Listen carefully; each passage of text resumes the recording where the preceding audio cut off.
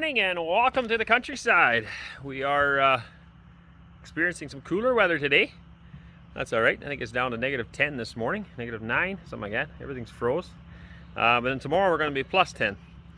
Again, for American viewers, 0 is our freezing point. So -10 is 10 degrees below. 10 degrees above is actually pretty warm. So that's going to be quite a change in a short amount of time. Today we're going to work on our solar panels. I picked these all up from Canadian Tire. Oh, quite a while back. They had a huge sale on. I think they were $120 a panel. To give you an idea, right now that panel sells for almost $600. So it was a huge savings, and we picked up 15 of them. That'll give us 1,500 watts. They're only 100-watt panels. They're not huge, but for what we're doing, they should work just great. We've also got some battery bank hooked up. We did that last night. I'll take you to the inside and show you that. Basically, it just picked up 6-volt deep cycle batteries. They're like a marine battery, I guess, and each one has got 230 amp hours. So by running them together, because they're 6 volts, we got them hooked up so that we have 12-volt power and 4 batteries, so we should have a total of 460 amp hours. If I did my math correctly, all we're running basically is a fridge in the house and some lights for now. Later on we'll add on to that, but if I did the math correctly, there should be enough power to run that fridge for over 7 days. I might be wrong on that. I'm fairly new to this. So today what we're hoping to do is hook all these panels up, all 15 of them, somewhere here on the south side. Right now, just temporarily, because it's close to the house, we're going to run them literally right here. Eventually, what I want to do is run them down the hill here on the other side of the tree line, because we're obviously going to get more sunshine there. This time of year, these trees have no leaves on them, a lot of these. Obviously, the evergreens are still blocking a little bit, but most of the sunlight's getting through. But in the summertime, it's actually very shaded here. We will not get any sunshine. So it's just a temporary thing, but it allows us to get it hooked up quickly and also cheaply, because otherwise I have to run cables from down the hill all the way up.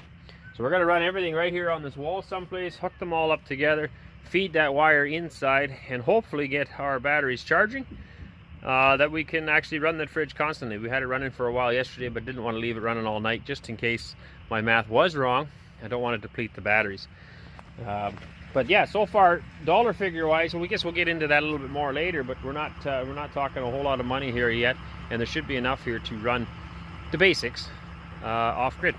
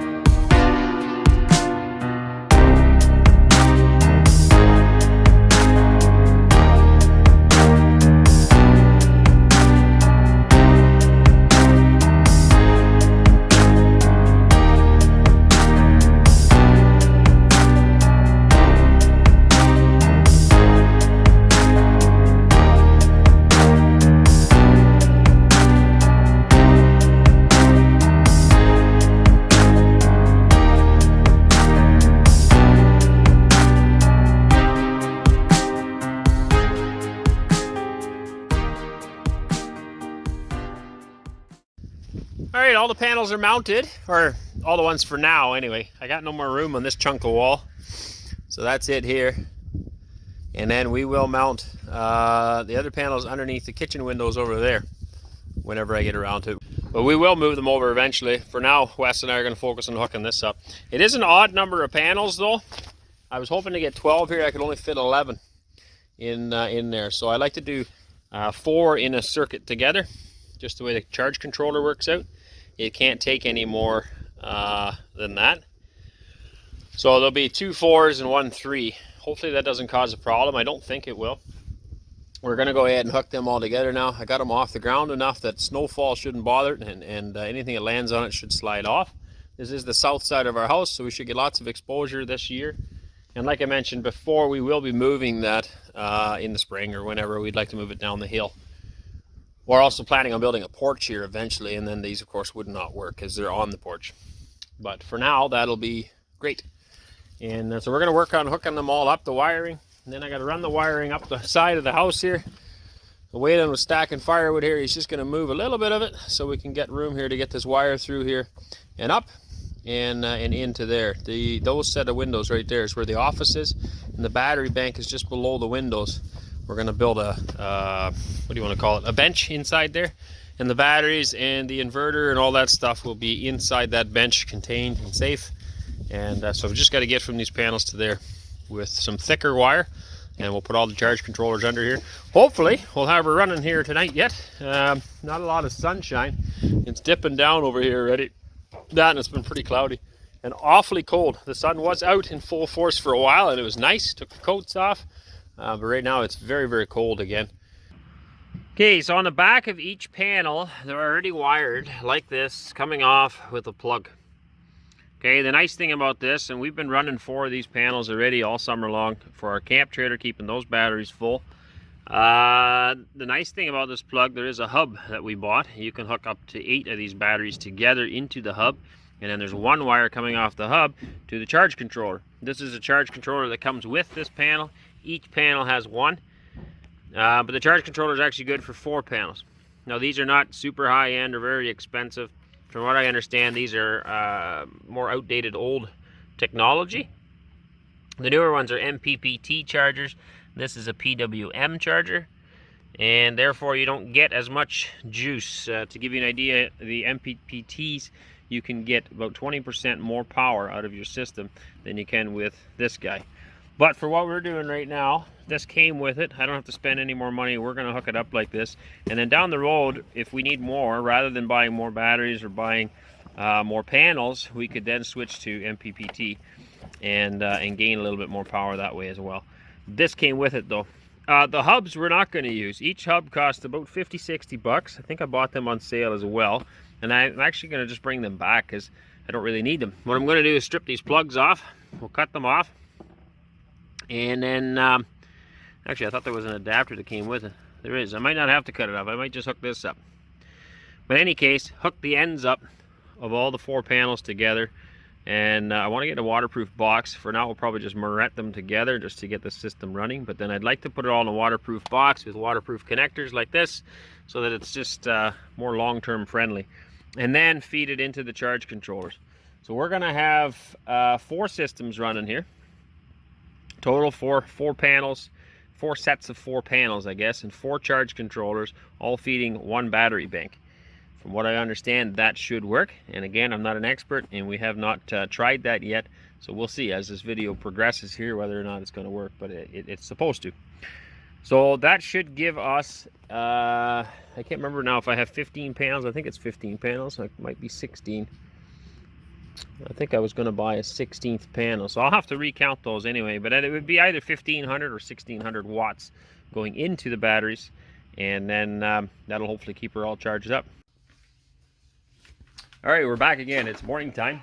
I got everything hooked up last night and the sun was pretty much gone, so there was no readings coming out. It is fully sunny now, as you can see. It's absolutely wonderful coming in these beautiful windows, and we've got all the panels hooked up down here. Last I looked, 2 of the controllers were running 13.7 volts, and one was running just a minute, buddy, was running 13.5 volts going to the battery bank. The battery bank overnight went down to 12.1 volts and is currently running at 12.8, which I can see on the inverter. There is no load on right now other than a small fan, but we did have the fridge running on it yesterday, and it came up to, or came down to, I guess, down to the right temperatures, no problems at all. So I'll show you the little battery bank here. So this is what we've got cooking right now. Pardon the mess. I mean, it's all going to get cleaned up, and we're going to be building a bench along this whole wall here eventually. That way we can sit. This is actually office. We're going to using it as a bedroom here momentarily, but or for the moment. So this wire here is coming in from the batteries, or from the solar panels, sorry. Coming in, I'm just using the red and the black wires, not the other ones. I may end up using the white one down the road or something, but right now it's just the black and the red. And they're coming in charging, hooked up here to the inverter. And then we just have these 4 batteries. Now there's 6 full batteries, but I've got them wired up so that they're 12. We're producing 12 volts. Just with the 6 volt battery, we have much higher amp hours. So we have 460 amp hours right now and 12 volt power. And we can see here on the inverter, it's sitting at 12.8 volts right now. The draw is only about 20 amps, or 20 watts, sorry, right now. That kicks up when I turn the fridge on, that kicks up to about 130, 140 watts of draw. And that's really all that we've had on there so far. Now, once I get this box built, we'll start adding more stuff. We're going to put lights on. I'm going to move my battery chargers for the like my Makita tools, and we also use those batteries now for these lanterns here that we've picked up. It's what I call an Amish lantern. It's a 12 volt light bulb, corn bulb, on a stand here running off a Makita battery. I also have one for the DeWalt battery. So we've been using those a lot for choring and for in the house here. And I want to charge them now off of this instead of the generator. The idea is to get our dependency on the generator reduced and just get down to using the solar and this. I'm going to add more batteries down the road. This is only the 4, which should be more than enough for our needs right now. But if I want to run all of our chest freezers and stuff on there, then we'll have to definitely get more batteries. But as the weather cools off outside, we're not really running the generators for that much anyway, because it's cold enough outside that the freezers don't run. Alright, Aaron here again. Just an update on the solar system. So we've been running it now for 3-4 days, and what I've been finding is that it's not actually charging properly. We're actually running really low in our battery bank. I didn't know that. I know now, but we're at 12.1 volts, which is actually really low. You would think in a 12 volt system that 12.1 is good, but it's actually on a really low end. We should be at about 12.6 on our system. So we're actually sitting at like 20-30% of battery, which you're not supposed to go below 50. So I'm struggling to figure out why that is. I've come to the conclusion, I think anyway, that the input wires from my panels to my battery is too small. So it is rated for the right amount of voltage coming in, not a problem there, but not enough amperage can get through those wires. So each panel is creating 5 amps, which means my series of 4 panels is 20 amps, and we've got 3 systems. There basically, I got 55 amps that needs to come here to the battery bank, and I'm guessing that that's not working. That's not possible at the moment. So what I'm going to do is move. That's another thing I've learned, I guess. The longer distance you have for your wires, the more voltage drop, and the more you lose in the wires. Just, I guess, the way it works. You lose some electricity as it travels. So I'm going to move the batteries over to the other wall underneath those windows, because that's where the panels are, and that'll greatly reduce the length of wire that I need. And I'm also going to run 1 set of wire to each set of panels. So I've got 3 sets coupled together out there right now, and all running through this wire. There's 10 gauge wire up to the panels here. Uh-oh, I think somebody's upset. So I'm going to run a set of wires like this from each charge controller over to the battery bank in order to get hopefully the right amount of amperage in here. This should be enough. There should be enough panels and enough battery bank here to run the fridge and a bunch of light bulbs and things like that, but right now it's not working. We're actually losing voltage. So we were running off the generator again, the fridge yesterday, and today I'm hoping to tackle that. So hopefully we'll have some success by just moving things around and increasing my wires. I'm also looking for a charger for charging this, just whenever I have the generator running, that I could charge with a regular charger, charge these batteries up. Today is kind of cloudy. We're not going to generate a lot of power days like that. I have enough power here, I should, in these battery banks to have 3-4 days of excess, which obviously isn't been working right now because I don't think it's charging properly. So it's kind of a learning curve for us. Once I get this all moved, hopefully we'll have enough amperage going in, and it will indeed charge it, and then that'll work. But still, on the side, I would like to, we're going to run the generator anyway to run a washing machine or some of the bigger, like the dryer, I guess not the washing machine, some of the bigger items. And while it's running, I would like it to top up these batteries. So I'm looking for a charger for that yet, and we'll get it all figured eventually.